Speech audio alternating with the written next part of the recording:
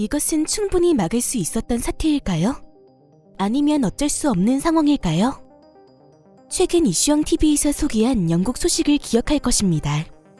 현재 영국은 변이된 형태로 인해 기존에 없던 4단계까지 격상하며 그야말로 비상 상황이 발생했습니다. 보리스 존슨 영국 총리는 기존보다 무려 70%나 전파력이 강하다는 내용의 공식 발표를 했습니다. 하지만 먼 나라 이야기일 것만 같았던 이것이 현재 한국에도 들어온 상황이라고 합니다. 자세한 내용 알아보겠습니다. 정 본부장 브리핑에 따르면 최근 확진 판정을 받은 3명에 대해 조사해본 결과 모두 변이된 형태였다고 합니다. 알고 보니 이 3명은 영국 런던에서 거주 중이었던 가족이며 지난 21일 한국으로 입국했다고 전했습니다. 물론 입국하자마자 모두 시설에 들어간 상황이기에 국내 지역 사회와의 접촉은 없었다고 전했으나 비행기 내에 추가 전파 가능성이 있다고 보고 현재 관련 사람들에 대한 조사가 진행 중에 있다고 합니다. 한편 국내에서는 이런 상황도 발생했습니다. 최근 경기 고양시 일산 동구에 거주하는 80대 노인에게 이런 일이 발생했습니다. 문제는 이 노인의 경우 지난 13일 영국에서 입국했다고 합니다. 또한 이 노인의 가족 3명 모두 확진 판정을 받은 상황이라고 합니다.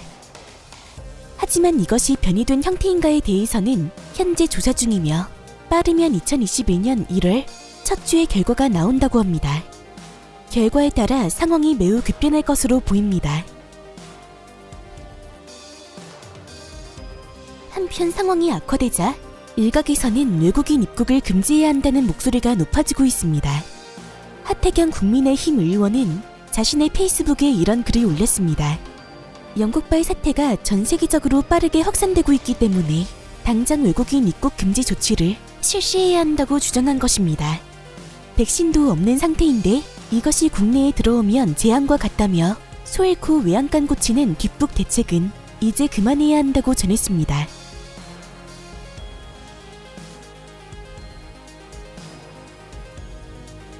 그렇다면 한국과 같은 아시아 국가들은 어떻게 하고 있을까요? 일본의 경우는 28일 기준 변이된 형태의 확진자가 8명으로 늘어난 상황이기 때문에 1월 말까지 신규 외국인 입국을 전면 중단하기로 결정했습니다. 인도네시아에서도 이러한 확산 흐름을 막기 위해 1월 1일부터 2주 동안 모든 외국인의 입국을 전면 차단했습니다. 이외에도 영국발 입국을 제한하는 나라는 현재 40여 개국에 달하며 이 숫자는 앞으로 더욱 증가할 것으로 보입니다. 이 소식에 대한 여론의 반응을 소개합니다.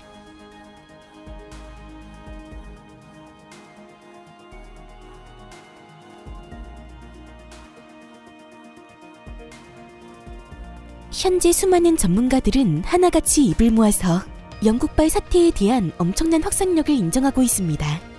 즉 지금의 현상을 과소평가해서는 안 된다며 입국 제한을 강화해야 한다고 목소리를 높이고 있습니다.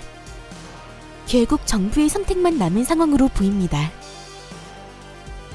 그동안 플러스 알파와 같은 조심스러운 접근만 했다면 이번에는 선제적인 조치를 통해 강력하게 예방하는 것이 어떨까요?